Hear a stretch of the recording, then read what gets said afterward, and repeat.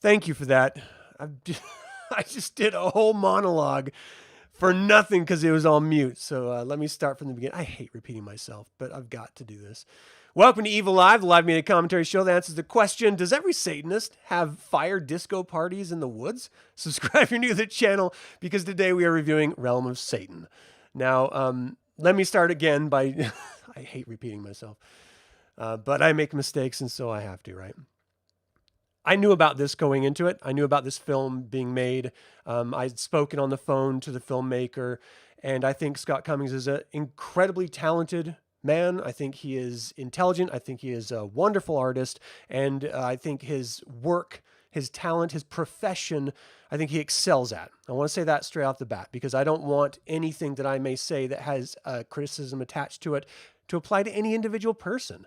I want this to be seen as a totality of a review of a film and not a criticism about any individual that may have had a hand in crafting the film or performing within the film.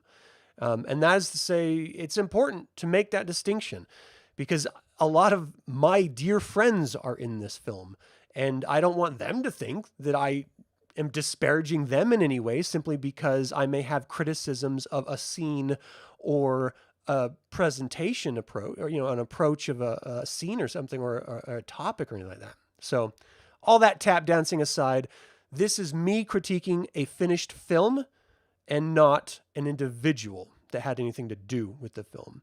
I have the utmost respect for Scott as a filmmaker, and definitely the individuals in the film. Many of them, again, are dear, dear friends. That being said, hey, William, thanks for tuning in live, man. IMDb has this at 4.5 out of 10. And because this is presented as, and I'm going to get through the log line and I'm going to talk about everything here in a second, but just to sort of give you a foundation of where I'm coming from, I think that's a fair criticism of a review, a 4.5 out of 10, because the people who are reviewing it are not Satanists by and large, present company excluded here. Most people that are watching this do not understand the complexity of the religion/philosophy of Satanism. They are totally ignorant to the concept of the Church of Satan. And so walking into a very art-based impressionist take on Satanism, as I believe this film is, I can see why you wouldn't get it. My out-of-theater reaction shared that sentiment. I had watched it at the Sundance Theater with a live audience, and all of my fears were realized by the audience's communication during the screening of the film. And so I could definitely understand why that rating is fair, for a public, mass-consuming audience. When it comes to Rotten Tomatoes, they have it 58% rotten. Again, I don't think the rotten is fair, but theirs is based on how many positive versus negative, not the quality of the film. And so for that, I understand not many people appreciate it as reviewers, and so it has a negative overall view.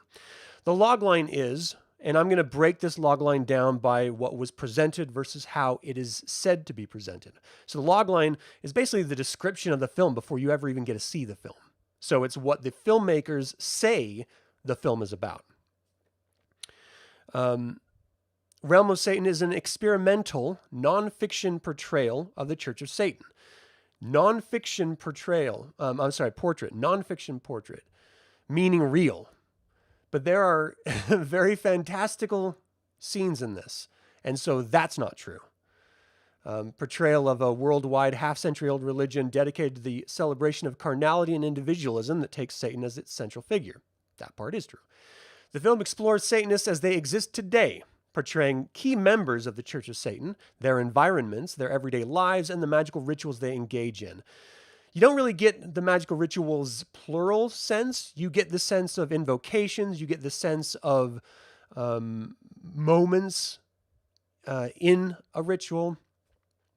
But ultimately, I don't think rituals should ever be made public. There's a reason why Anton LaVey stopped doing it, because out of context, you don't understand what you're watching, and it can look very, very silly. Now, the group ritual dynamic I thought was beautiful, and I thought it was powerful, and I was saying Hail Satan and Shimham Farash in the theater with it, because it was It evoked that essence within me that connects with and cries out for indulgence in Satanism. But for people on the outside looking in, and you see just one person standing in front of their altar with their cloak, reading from a book, it looks hokey, you know? And I get that, and it bothers me. I don't like watching that. It makes it look cheap. It makes it look like they couldn't be bothered to memorize the invocation. And I get, like, as the performer, you don't know how it's going to be edited in the end. So you don't know how much of this ritual you have to memorize in order to perform it. But things like just the invocation to Satan, you should just know off the top of your head if you ritualize. That's just something that should roll off the top of your tongue. And so seeing people like with books bothers me to no end, right? If you're going, and the whole point about this isn't portraying key members in the Church of Satan, their environments, their everyday lives. This is all staged. Every frame of this film is staged. There's nothing real life about any of this film. And so when you present it that way, and then you're giving nothing but staged performances through ritual, it makes us look like idiots, like kids in basements type shit. And that drives me insane. I don't care how beautiful the environment you're in, it looks bad. And I think that's portrayed in the reviews. Hey, Horrific Podcast. How you doing, man? Good to see you. All right, so the film, let's see. We're going to continue here with the description. The film seeks to illuminate this underground outsider organization, but freely incorporates fictional and supernatural elements to create a more complicated and mysterious picture of the church, centering on their embrace of black magic. That phrase drives me insane because there's no such thing as black magic. White magic, black magic, it's bullshit. It's satanic magic. It's outlined in the Satanic Bible that way. And so when you present that to the public, they start to think, oh, they just believe in black magic. And you have already swept the rug underneath the feet of anyone trying to understand Satanism. But when you say this is a nonfiction portrait and then you add in fictional and supernatural elements to create a more mysterious picture of the Church of Satan doesn't need that. It doesn't need supernatural additions to it. Not only does that detract from what it actually is and what the religion actually is by presenting, this sort of mystical view of the members, their activities, their beliefs, etc., you confuse what the religion is by doing that. And also I find that very, very frustrating. One of my fears coming into this was that it's going to be portrayed in a fantastical way, and the Church of Satan is a grounded organization that defines and defends a grounded religion that is about the individual self and their indulgence in the carnality of life and their own vital existence.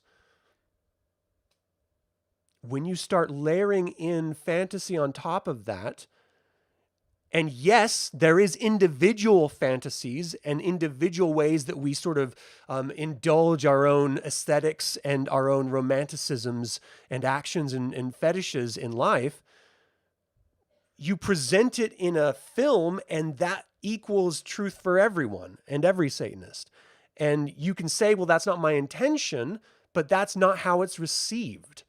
And so one thing that you always have to remember with art is that the artists and their messages have little to nothing to do with how it's interpreted and received by the audience.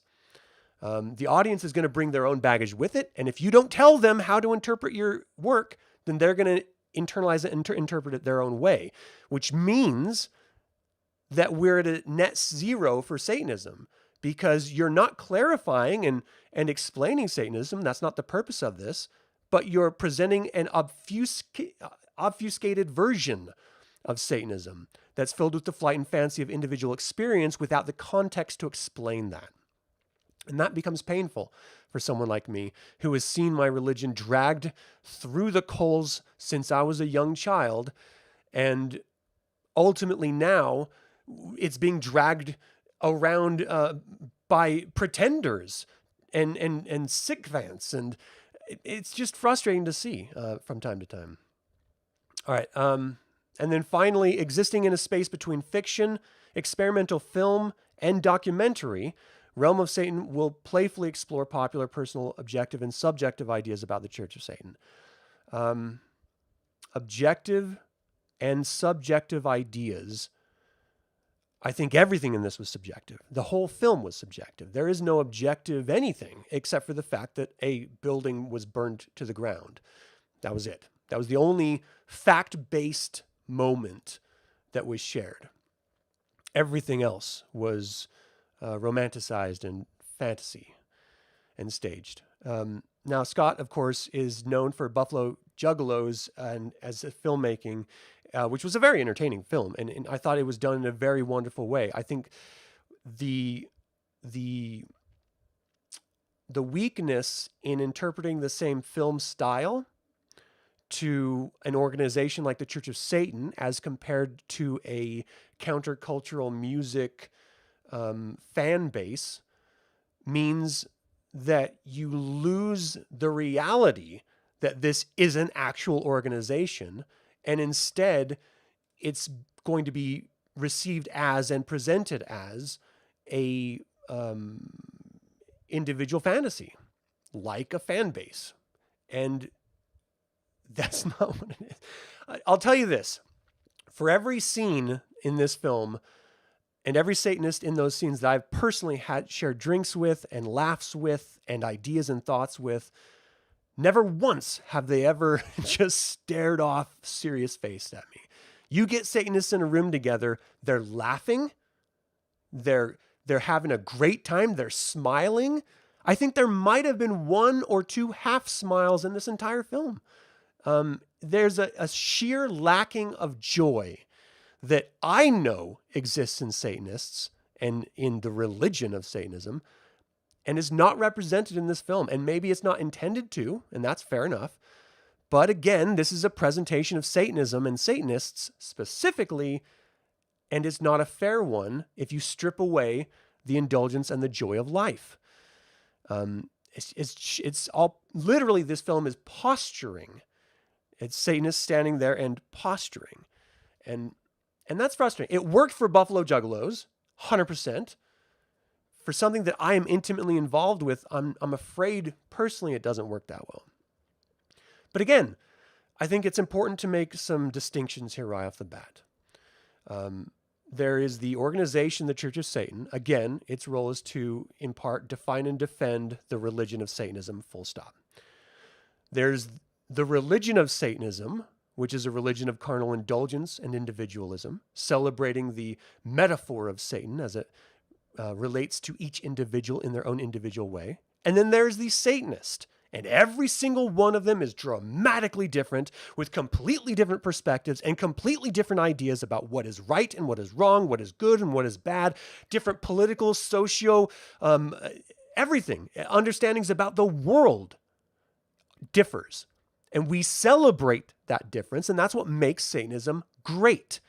Again, I had to throw that in. That's what makes the organization so wonderful, is that it doesn't say you have to vote this way, or you have to live this way, or you have to look this way, or you have to act that way. No, it's each individual on their own merits, in their own way, doing their own things, seeing the world through their own lens. With that being said, you need to understand that my perspectives are my own, and that the individual expressions of everyone in this film are their own, in as much as it's a staged presentation of it. So it's not authentic as in real, it's staged for performance aspects. If you understand that, you might contextualize the film in a different way. It was executive produced by Joe Piletto and Sam Rosame. It was produced by Caitlin May Burke and Pacho Valles, and it was released January 21 at Sundance Film Festival. I saw it yesterday night at Sundance Film Theater in Salt Lake City, and then I just watched it online right before this so that I could get a really fully contextualized experience and really process my thoughts and feelings on this. And I have to say, as much fear as I had going into it, that it would be presented in a sort of silly and jokey way, my initial reaction notwithstanding, I still stand by a lot of those ideas, I actually thought this was a lot better than I was afraid it was going to be. It's an entertaining film. It is crafted masterfully. I especially want to call out the cinematography. The sound design are great. I think Scott did a really wonderful job putting together a really wonderful film. Does it encapsulate Satanism? For some Satanists, in some ways, yes. For all Satanists, in all ways, not at all. For a public to understand Satanism, not at all. For a public to peek under the circus tent, the meta tribe that is the religion of Satanism and the members of the Church of Satan that are presented, you get tiny glimpses, but again, they're performances. So there is no real life involved. It's just them performing a version of their life. And so you're not getting any authentic anything. You're getting a package of Satanism. And for some, that might be a good thing. And some that might be a bad thing. Watching it alone, I think this should be only watched alone. I don't think this should be a publicly screened film. I think you're going to miss a lot in a public atmosphere, and you're going to be distracted by the reaction of the other film viewers, as I was the first time I watched it. You can't help it. I feel like you have to have a good sound system because there's a lot of stuff going on. You have to pay attention and watch the screen, all around the screen, because there's a lot going on. And you can tell that there was an initial intention of this following a ritual format, but that is quickly scrapped once you start it. And I don't think that's a good or bad thing. I just think that you can tell that it was meant to be that and that it was abandoned later on, and then it was wrapped up in the same way. I do want to talk about some of these scenes because as a whole, I think it was a very successful film for what it was intending to do, not so much in what it presented itself to do. And I do think there's a difference there. As a Satanist watching it, I think this is a lot of fun, and you can have a lot of fun. I'm one of those Satanists that loves occultic stuff. You give me cloaks in the forest, dancing women naked around trees and bonfires, and you've got my attention. You've got me excited. That's what I love. I came into Satanism through the occult side, not the atheist side that some people come into it. And so I love those occult trappings, aesthetic trappings. And this gave us a lot of it. And so I appreciated that. I really did. We open this film with a birth of a goat, and I'm assuming that's to make a statement about the birth of Satanism, about this religion coming out of, a very young presentation of a religion. It's only a little over 50 years that we've been around. That's a very young religion. They often say like the first 100 or 200 years are the hardest of any new religion. And we're still in the very, very early stages of that. And so I assume that's what the goat birth was intended, but it's couched on the other end with one of the members, and they're struggling to get into bed. They're struggling just to move around. And once they get into bed, their spirit is literally lifted, and you see this X-Files alien ghost walk off, get turned inverted, and become like an Omen upside down cross glowing as the end credits come in. So you're couching this film with the birth of a goat and the perceived, even though I know it's not the intention, the perceived death of a member. Now, if you say that, how could anyone see that as a death? A spirit leaving a body after they sort of give their last sigh and turn the lights off? That's the amount of struggle that this individual is putting into getting on the bed on the screen and getting into their position of sleep was agonizing to watch. As agonizing as the birth was for that goat at the very beginning. So you're seeing birth, you're seeing death, and if it's not meant to be death, I know it's meant to be their will, their vital vitality leaving their body, saying that I am not going to be confined by my body. Through Satanism, I can break out of those confines.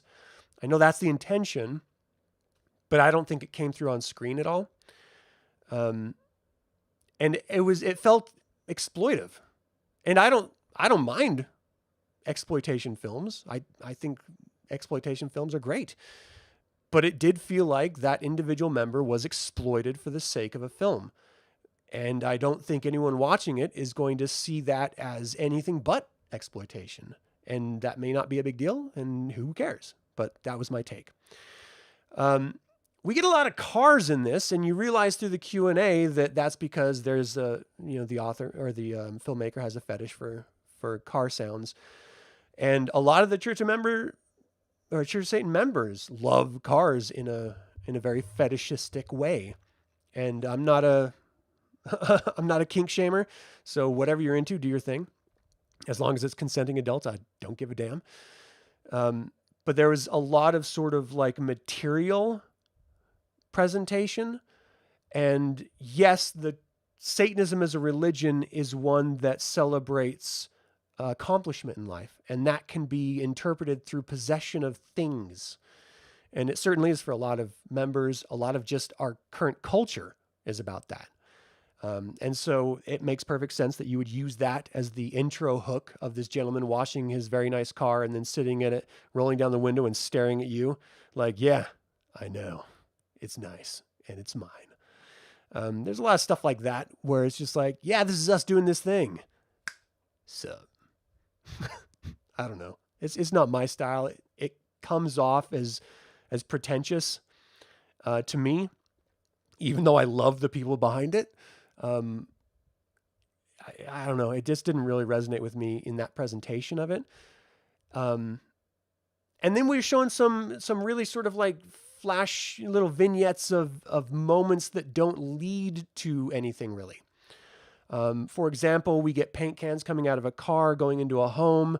Then we go through a whole bunch of vignettes. Then we return to that individual working on more art craft projects, presumably using that paint. And then we go through a whole bunch of more vignettes and we return to that person and they're engaged in BDSM experience. What does one thing have to do with the other? Nothing. Is it supposed to? No, probably not. But it does lead you to believe that there should be a through line for that vignette when we keep returning to the same person and they're doing wildly different things, and then there's no payoff for it. It's just, hey, this is them doing that now. Oh, and now they're doing this. For example, going to the individual at the very end again, we see him go get water twice, and then drink water twice, and then shave. And I have to ask myself, why? What is the message here? We're watching him shave and drink water. I don't get it. Like, some people are used more than others in this. And I know the filmmaker said they couldn't fit everyone in that actually performed for it, but it makes me question, well, why didn't you just cut out all of the extra stuff that some of the people were doing that was repeat behavior or didn't really have any payoff at all, to then include some of those other individuals that might have added a broader diversity to the film. And I don't know the answer to that. We get some breastfeeding with a goat, which for me borders on bestiality and is weird. And I don't like that association with the Church of Satan. I don't know that it was a real breast. I don't know if it was, one of those fake breasts that you're just trying to push milk through. I don't know what it was, but the presumption on screen was that this woman was breastfeeding a goat. And I don't know the ins and outs of mothers feeding their babies because I'm a man and I can't do that. But cross species, it seems a little odd. I think it's weird that we drink their milk, and we certainly don't drink it from the teat. So I don't think it's any cooler or more interesting or worthwhile to see them drinking it from us. It's just as odd. And again, it's bordering like illegal in my mind. But that's just, I'm not going to kink shame. If it's not illegal, it's not illegal. I don't care, but it's weird. That goat cannot consent to drinking from your teat. Use a bottle for fuck's sake. All right, and then we get a guy with corpse paint. He's like painting his face. We learn that he's in a death band. I don't know that individual. And then he goes and puts out laundry. I think the commentary of that scene was actually apropos to what actually Satanism is. We engage in our daily aesthetics, and then we engage in our daily lives. And that was the most normal part of this entire film for me, and non-staged part of this entire film for me. And that may be antithetical to how people perceive my commentary thus far, or maybe their experience watching that aspect of it. But I thought, it's an individual who just likes to look this way, and so they're putting their face on, they're going about their day. That's it. I like that a lot. We get Cardone, who is a badass, and I love this man dearly. I think he is the coolest motherfucker I know. And he is truly a talented magician, as you've seen on screen. He's also a really good musician, for those of you who may not know. But I loved his inclusion in this. I thought everything he did on screen was great. The filmmaker, Magister Harris, this is the best I've ever seen him look. He looked great in his scene. And that's not to say he doesn't normally look good. I'm just saying he looks great in his scene in this film. I mean, I've only hung out with him, I think, twice in real life. And we've, engaged online and stuff like that for years. But he looked really fucking good. And his scene was the scene stealer. And I don't mean the scene around him, but because it's all about this, filming this sort of fetishistic leather wrapped porno thing. But the film pans around to him filming them. And then he sort of does this, horn salute like and go scene, act. And then they engage in their behavior and stuff. And he looked like a fucking badass at it. I mean, he just looked great. I really, really appreciated him. I thought the vagina looked pretty good too. A little beat up, but pretty dope, if I'm being fair. And because I have to mention it, the cocks were great too. I mean, what are you going to say? The goat on the table after that scene, I thought was, I don't know. I don't know why they put a goat on a table. The thing with art films in general is that the filmmaker has a vision and a message that they believe they are sending with each scene or each brushstroke or whatever, each line they write. It's not always picked up by the viewer. And that one for me, the goat's on the table, it's wandering around, then it jumps down, scene ends. I don't know what the fuck that was about. But we get this semblance of everyone starting a satanic ritual, and it flashes to every different family all around the world, not family, but people all around the world, and they're doing their little intro to Satan. And then it flashes to a goat, which then metamorphs into our high priest. And what that tells me is that they were all summoning Satan, and that the personification of Satan, which was born at the very beginning of the film, turns into our high priest. And that presents the idea that we communicate with Satan through the high priest. Like we summoned the high priest so that we could talk through Satan or talk to Satan. And Satan isn't a real entity. It's a metaphor for us.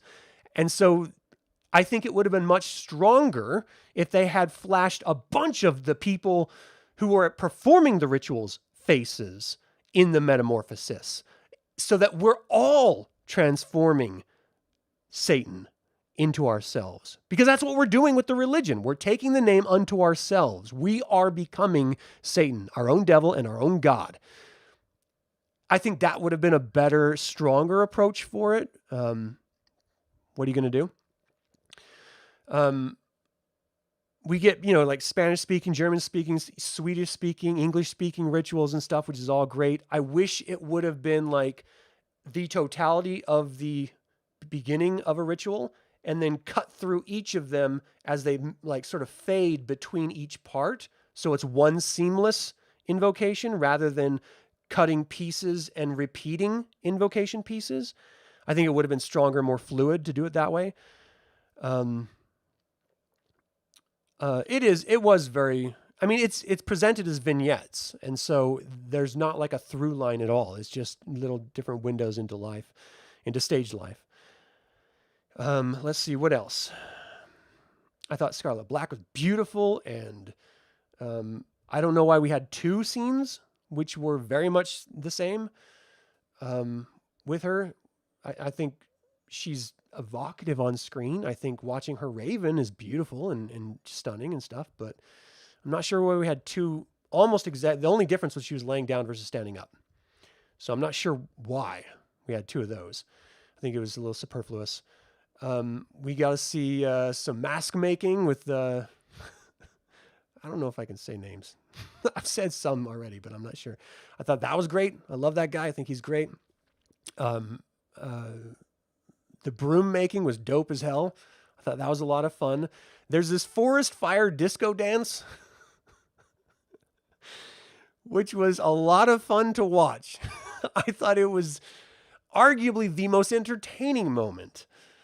There's a lot of humor in this, but it's so subtle and buried that you have to look for it because it doesn't lead with the nose.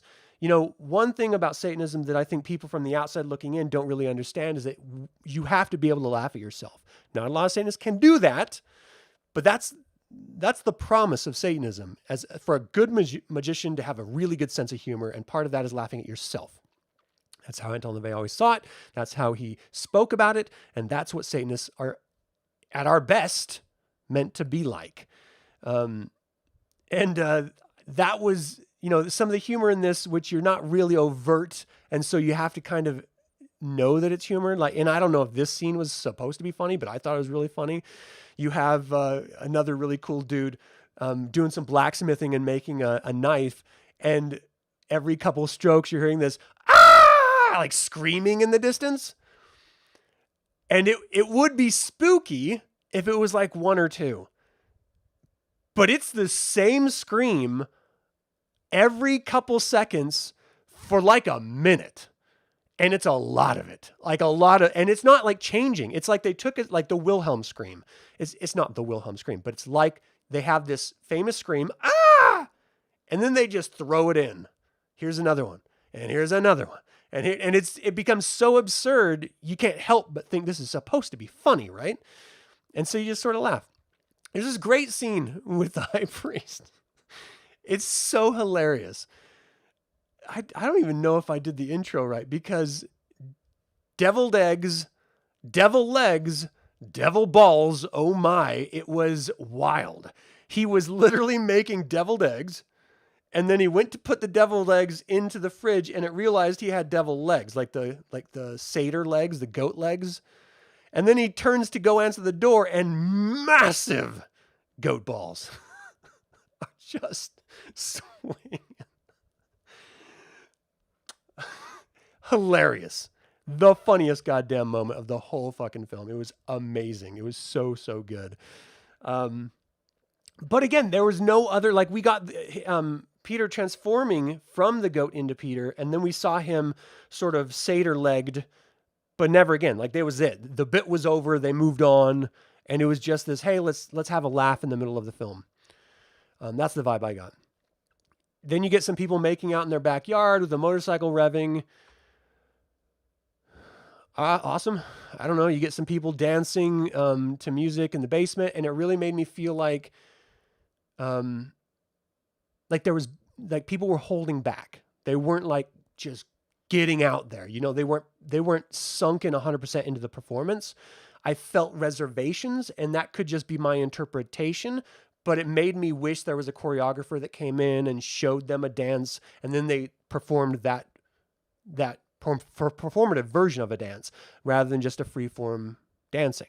I think it would have been more successful for the scene if it was set up a little bit more, because we know it's staged. We know it's all staged. So why not go the extra mile, right? Let's see what else. Oh, we got to talk about the fetish porn shoot, because I talked about David Harris looking like a badass, which he did. But everything around that shoot was very American Horror Story first season, I'll say. I felt like I should have heard Pulp Fiction music playing in the background when they were walking into the photo shoot. It was very much that vibe of a scene. Just getting surf guitar, just as they're like walking toward you on the camera.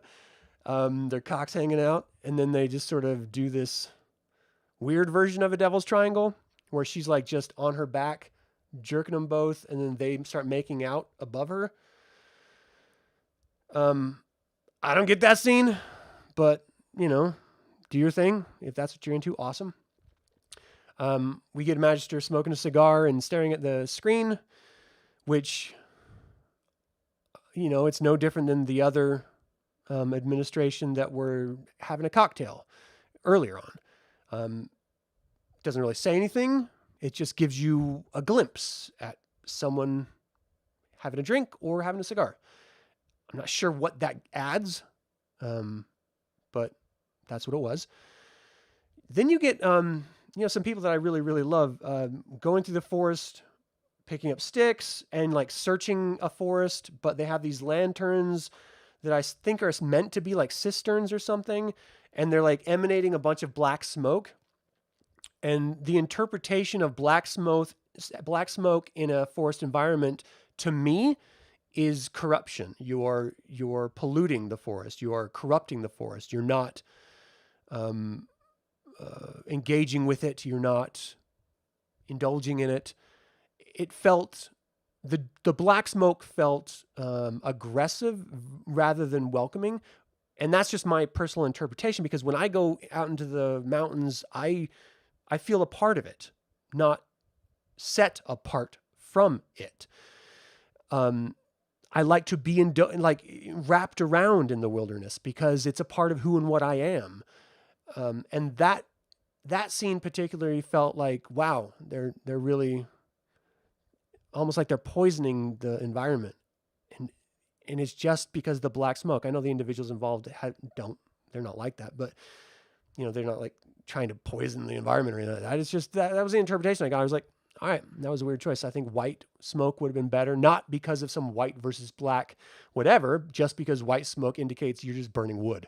So, or incense or something. And so it's, you know, it's not toxic to the environment. We got one scene with a very good person cleaning their assault rifles and sort of checking their sights and stuff. This one was a little bit out of there too. Like it didn't really, we get a lot of return vignettes from some people. There's like 3 people that get a lot of screen time in this film that doesn't really pay off in my opinion. But then you get others that are just like one scene and they just do one thing. And you're just like, what is that message? Like anyone who has a firearm has to clean their firearms. What is it that you're saying by showing me this? That we support the Second Amendment? I genuinely don't understand what the message that's supposed to be conveyed in is if there is a message. And if not, that's okay too. It's just a vignette of an individual. Okay. I don't know. Some of these vignettes just fell flat for me personally.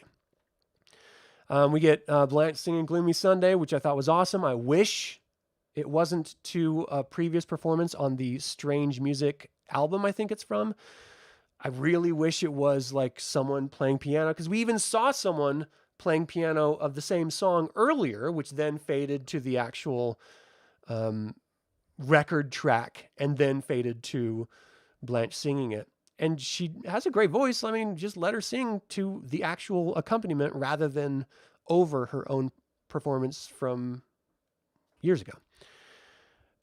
We get a very, very funny moment of Magister Wade levitating, reading the Satanic Witch, which was very funny. I don't know if it's intended to be whimsical. I'll say it's not like haha funny. It's cute. It's whimsical. It's meant to be that way. And I think I interpreted it the way it was meant to be, and I enjoyed that scene. I thought it was really funny. And then we get this individual standing in a doorway with one of the masks as Blanche is driving by in a car to go to the Black House, and they're just standing there. And it was like a scene from The Wicker Man. It was like, I don't know the benefit of that scene. And then it all sort of culminates where you realize that the sword that's being made is meant to be part of a ritual, and people are all traveling to go to this ritual at the Black House. And then it culminates in the final, the second to final scene of the ritual itself, which was dope. I love satanic rituals, group rituals. I think they're great. Again, I don't really think they should be on screen, but I love them. And I was a little confused by how some of the people had masks and some didn't. There's a specific satanic ritual, Das Teardrama, which employs masks, which is the purpose of that ritual. The only reason I can think of to use masks on some people but not others is to either A, evoke that ritual and that image that you see floating around of Anton LaVey with all the masks behind him in a ritual, or because those individuals didn't want their faces to be seen on camera. But if you're not going to show your face on camera, why are you on the show?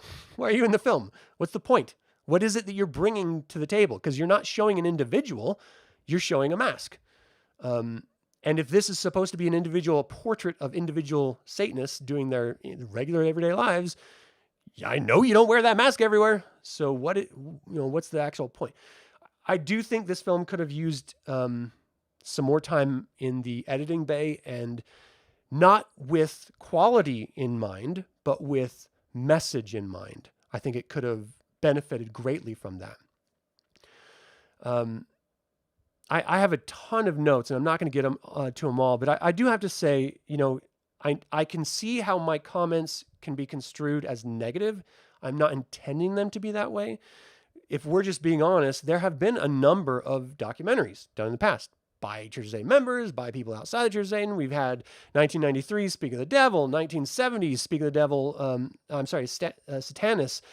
We've had the 6606 Public Ritual, which isn't a documentary or a film, but it was filmed and it was released. We have Inside the Church of Satan at 2010. We have An American Satan 2019. We have Anton LaVey Into the Devil's Den 2019. And this is then after all of that. So we have a lot of visual representation for Satanism. And this is the only one that is completely abstract and non-narrative driven. And that's probably a good thing, because it gets tiresome repeating the same old stuff and doing the same old things. And I like that. But all of this is just to say that it was a huge undertaking for Scott to take and for the Church of Satan hierarchy to accept and then move forward with. And I thought that, my criticisms aside, I thought they did a great job with this. Coming right out of the theater, I thought there was a lot of faults and flaws. And while you could still argue that with my commentary here, I still think that there's some stuff that could have been resolved in different ways and actually strengthened the film a little bit. That's just my artistic eye. I respect the filmmaker's vision and their reaction their intention with making the film. And no one's ever happy with what they've released when they release it. No artist ever is anyway. And I know because I spoke to the man before it premiered. And I know that, he loves the film. He believes in the film. But there are, of course, as with everything, things left on the cutting room floor. Let's see. Everything's staged. Wishing the singing was part of the organist playing. This is an intimate film, I think. Let's see. I think the typography was great in this. I mean, very bold, very powerful. I thought that part was designed really well.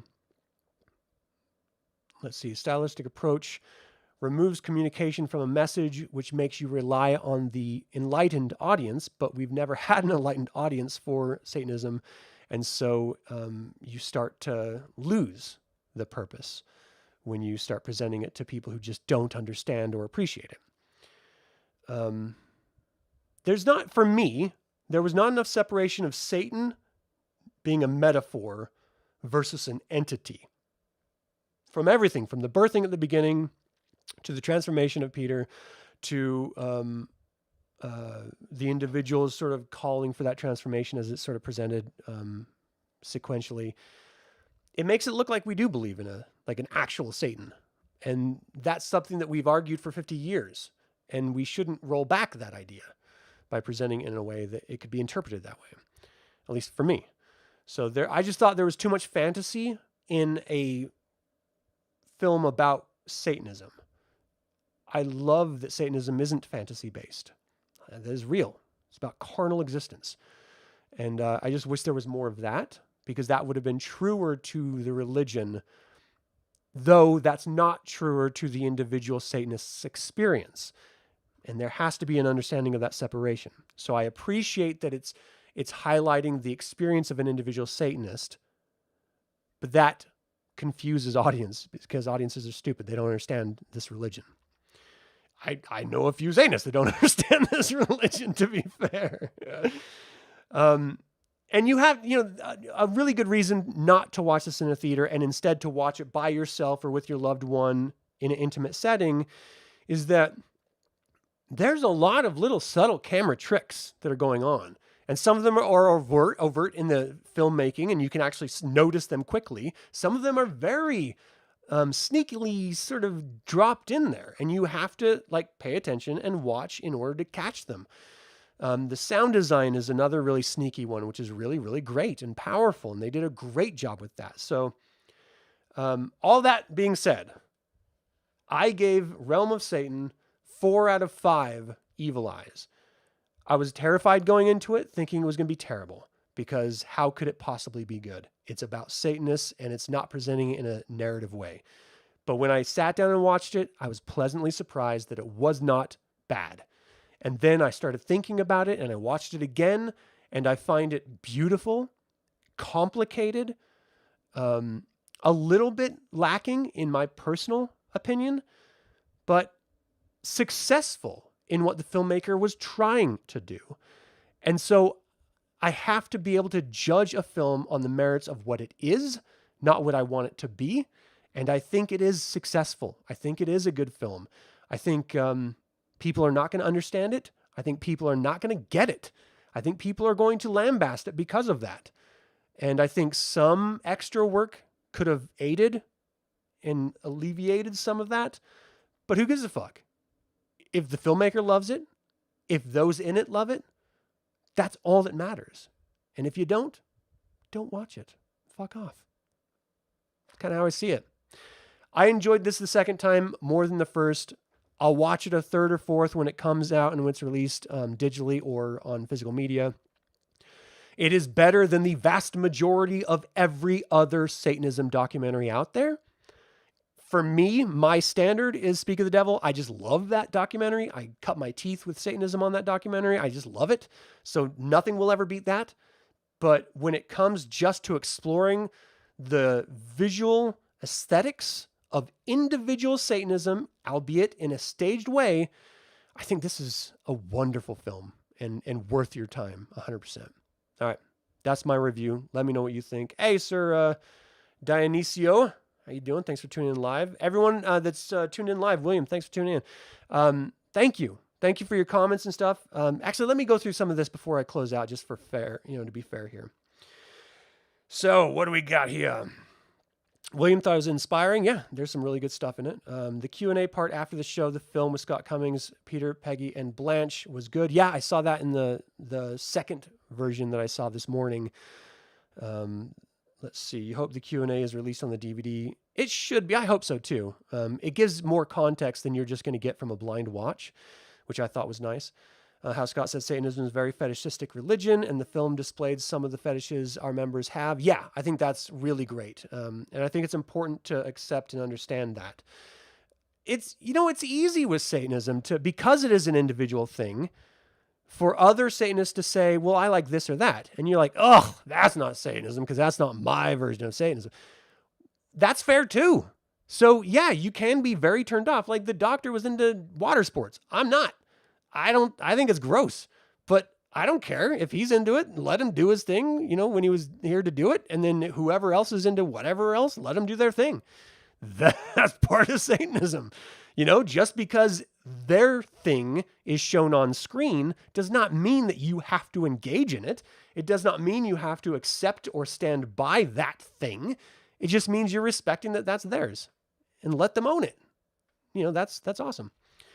Let's see what else. You saw a brief interview with Scott. You sound like a typical filmmaking type. Yeah, I think you should watch it, man. I think it's worth your time. I really do. If you can divorce your mind from what other people have said about it or what reviewers have expressed and just let you sink into it. I mean, I know, you and I know each other, and so I know a little bit of how you perceive stuff like this. I think you might get it more than an audience would, and I think you might dig it a little bit more than an audience would.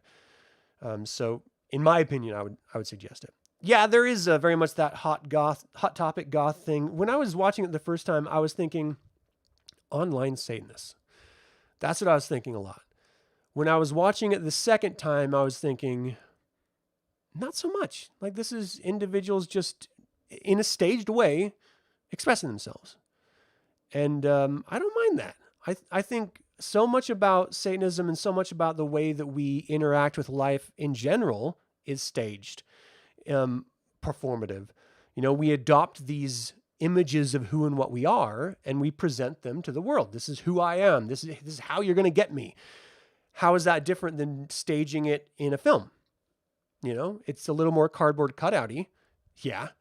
But it's the same concept. And so I didn't really mind that aspect of it. You'll acquire the DVD when it's available. Yeah, I will too. I'll probably get it digitally, but yeah, I think it's definitely worth a buy in my personal opinion. Sounds chaotic and unconstructed. Yeah, it is chaotic. It is unconstructed. And that was the intention. And that can deter a lot of people. Just can. Those who take themselves too seriously leave no room for others to do so. Yeah, 100%.